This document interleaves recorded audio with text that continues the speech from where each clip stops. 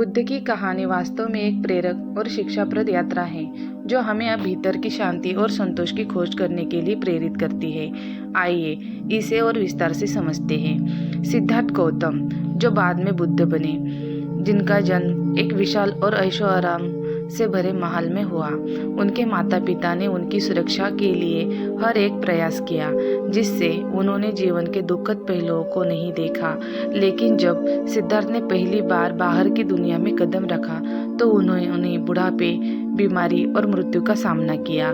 इस घटनाक्रम ने उनके मन में गहरे सवाल उठाए। उन्होंने उच्च दर्जे के जीवन का त्याग करते हुए तपस्या का मार्ग अपनाया। सिद्धार्थ ने कठोर साधना की और कई शिक्षाओं से ज्ञान प्राप्त करने का प्रयास किया, लेकिन उन्होंने पाया कि सिर्फ कठोरता में ही समाधान नहीं है। यहाँ से उन्होंने मध्यम मार्ग को अपनाने का निर्णय लिया, न तो आध्यात्मिक भोग न आध्यात्मिक तपस्या। बोधि वृक्ष के नीचे ध्यान की अवस्था में बैठकर उन्होंने अपने भीतर की शांति को खोजा और अंततः ज्ञान की प्राप्ति की।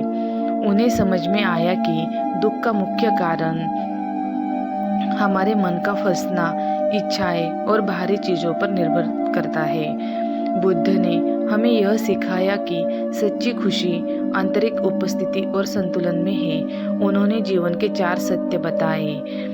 पहला, दुख का अस्तित्व है। दूसरा, दुख का कारण हमारी इच्छा और आसक्ति है।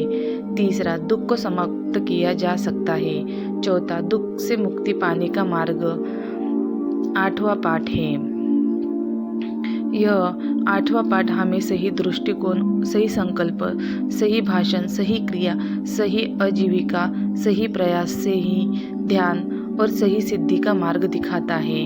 बुद्ध की कहानी हमें यह सिखाती है कि कठिनाइयों का सामना करना और अपनी आंतरिक शक्ति को पहचानना आवश्यक है। जब हम अपने भीतर की शांति को समझते हैं तो हम न केवल अपने जीवन को सफल और खुशहाल बना सकते हैं, बल्कि दूसरों के जीवन में भी सकारात्मकता भर सकते हैं। इसलिए दुख और कठिनाइयों को देखकर निराश होने के बजाय हम उन्हें एक अवसर के रूप में देखना चाहिए। हर कठिनाइयाँ हमसे कुछ सिखाने आती है। बुद्ध की शिक्षाएं हमेशा हमें याद दिलाती है कि सच्ची खुशी भीतर से आती है और इसे खोजने के लिए हमें अपने विचारों, भावनाओं और आसक्तियों पर ध्यान देना होगा।